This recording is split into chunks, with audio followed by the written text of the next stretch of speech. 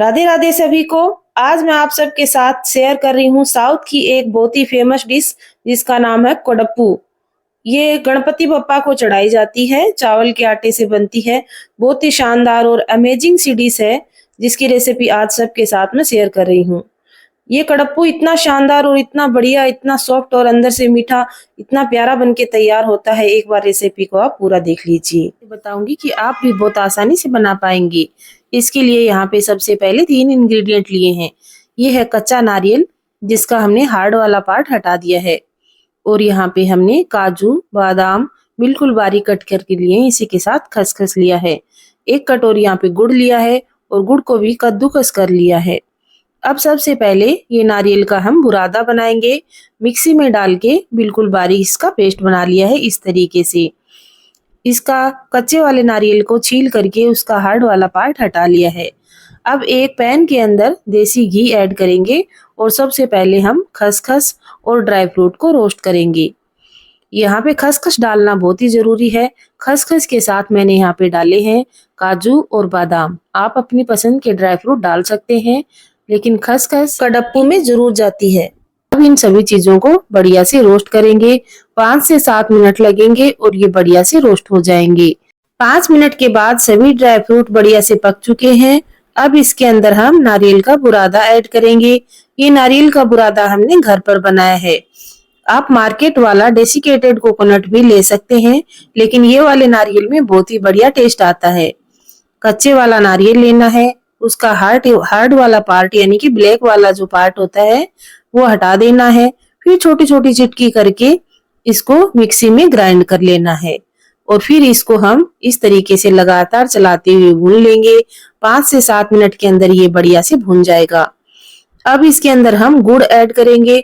गुड़ देखिए, जितना नारियल लिया है उससे आधा यहाँ पे गुड़ लेना है। 1.5 कप हमने नारियल लिया है, तो 1 कप से थोड़ा सा ज्यादा हमें यहाँ पे गुड़ लेना है।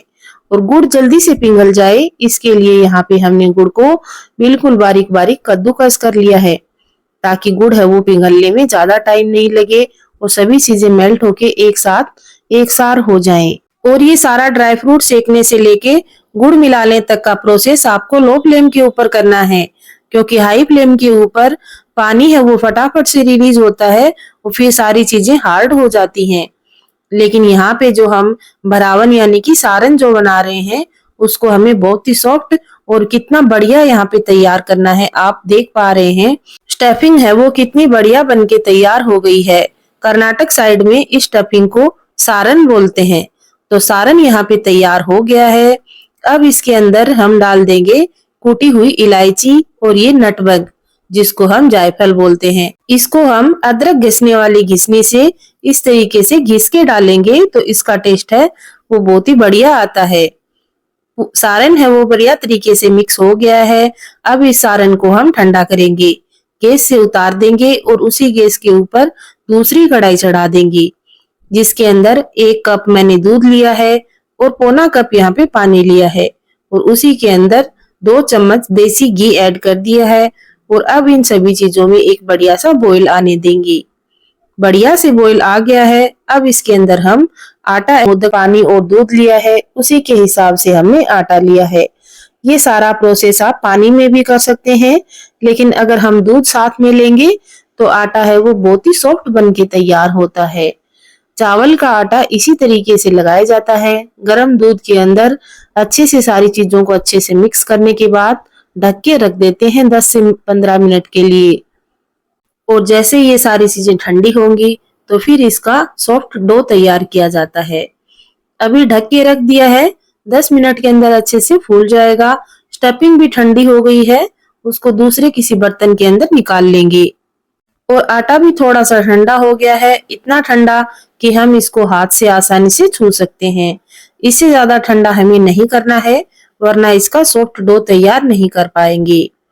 अब कोई ऐसी कटोरी लेंगे जो नीचे से फ्लैट हो, इससे हम ये सारी गुठलियां हैं उनको एक सार करेंगे। गरम दूध में जब चावल का आटा डाला जाता है तो इस तरीके से गुठलियां बन जाती हैं। तो आप इस तरीके से सारे आटे को एक सार करेंगे, हाथ के ऊपर घी लगाते जाएंगे और एक सॉफ्ट डो तैयार करेंगे। अगर इस तरीके से सॉफ्ट डो नहीं बन रहा है तो आप 1 से 1.5 चम्मच यहाँ पे पानी भी मिक्स कर सकते हैं। इससे ज्यादा पानी आपको नहीं डालना है। इस तरीके से मिक्स करते हुए एक बढ़िया सा सॉफ्ट सा डो तैयार कर लेना है। इतना बढ़िया सॉफ्ट और इतना अच्छा डो तैयार होना चाहिए कि उसमें एक भी क्रैक्स नहीं होना चाहिए। सारण भी यहाँ पे तैयार हो गया है, आटा भी तैयार हो गया है। देखिए सभी चीजें बढ़िया से तैयार हो गई हैं। अब मैं आपको कड़प्पू बनाने का तरीका बताऊंगी। इस तरीके से केले का एक पत्ता ले लेना है। ये कड़प्पू केले के पत्ते पे ही बनते हैं। केले के पत्ते को पहले बढ़िया से वॉश कर लें और उसको सुखा लें, कपड़े से पोंछ लें। फिर उसके ऊपर हम घी लगाएंगे और घी या तेल लगाकर उसको बढ़िया से चिकना कर लेंगे। ये आज हम गणपति बप्पा का प्रसाद बना रहे हैं तो इसमें हम घी का इस्तेमाल करेंगे। और इसी के साथ मैंने थोड़ा सा आटा ले लिया है, जो हमने चावल का आटा बढ़िया सा बना के तैयार कर रखा है। छोटी सी लोई ले लेंगे, जिस तरीके से पूड़ी बनाते हैं छोटी वाली, और पूड़ी के आकार का हम इसको पत्ते से ही बेल लेंगे। एक साइड से रख के हम इस तरीके से प्रेस करेंगे तो ये पत्ते से ही पूड़ी के आकार का हम बेल के तैयार कर लेंगे। कड़प्पू बनाने का प्राचीन यानी कि ट्रेडिशनल तरीका यही है। इसी तरीके से कड़प्पू आज भी साउथ में बनाए जाते हैं और गणपति बप्पा को भोग लगाए जाते हैं। तो इस बार आप भी ट्राई करिए, बहुत शानदार बनते हैं, खाने में बहुत ही स्वादिष्ट होते हैं और दिखने में तो आप देख ही रहे हैं कितने सुंदर लग रहे हैं। अब इसके अंदर भरावन भरेंगे, यानी कि सारण जो हमने बना के रखा है वो इसके अंदर हम थोड़ा सा डालते हुए इसको बंद कर देंगे।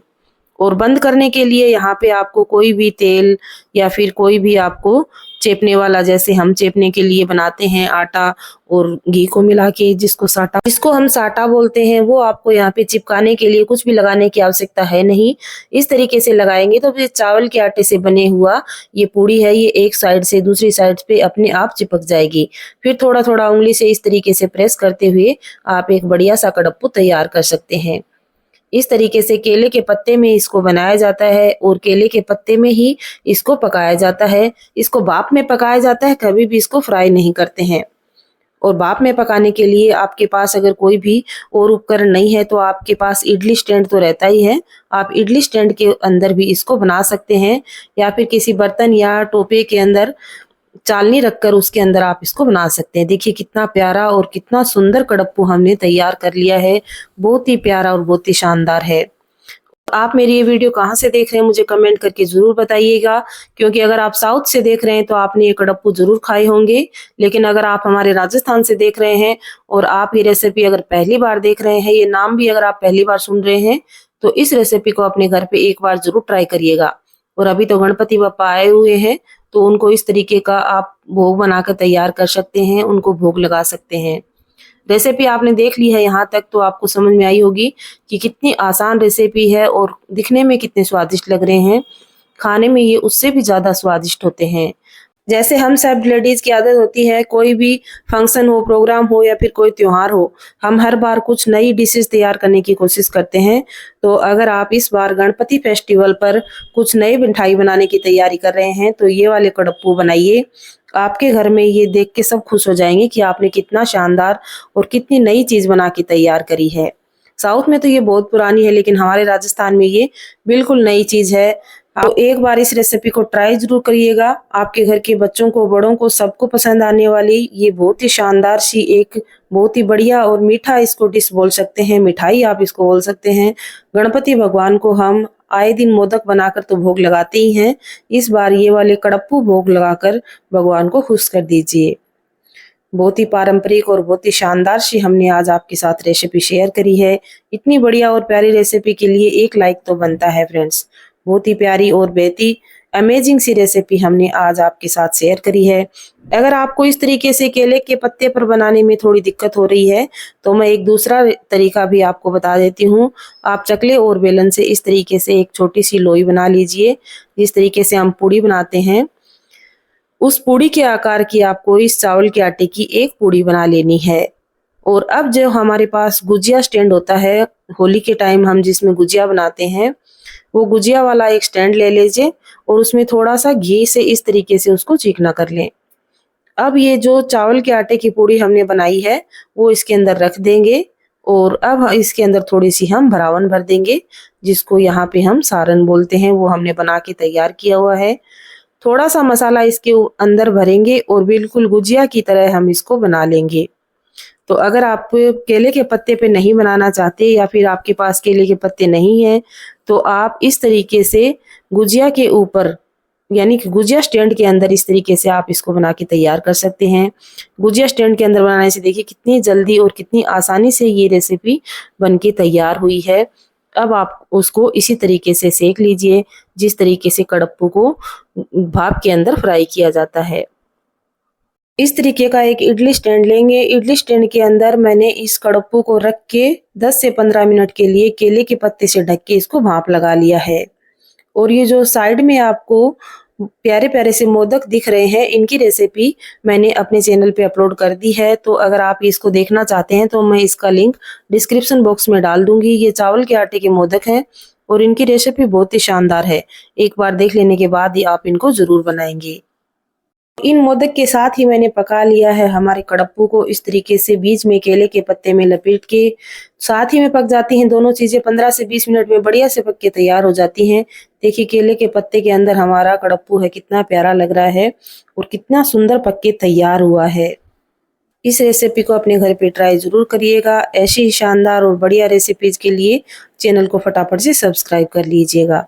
बेल आइकन जरूर प्रेस कर लें और ऐसी ही प्यारी और बढ़िया रेसिपीज का आपके पास नोटिफिकेशन सबसे पहले पहुंचेगा। मिलते हैं नई रेसिपी में, तब तक आप इन कड़प्पू को और मोदक की रेसिपी को ट्राई जरूर करिएगा। तब तक के लिए सभी को प्रेम से राधे राधे। गणपति बप्पा मोरया, मंगल मूर्ति मोरया।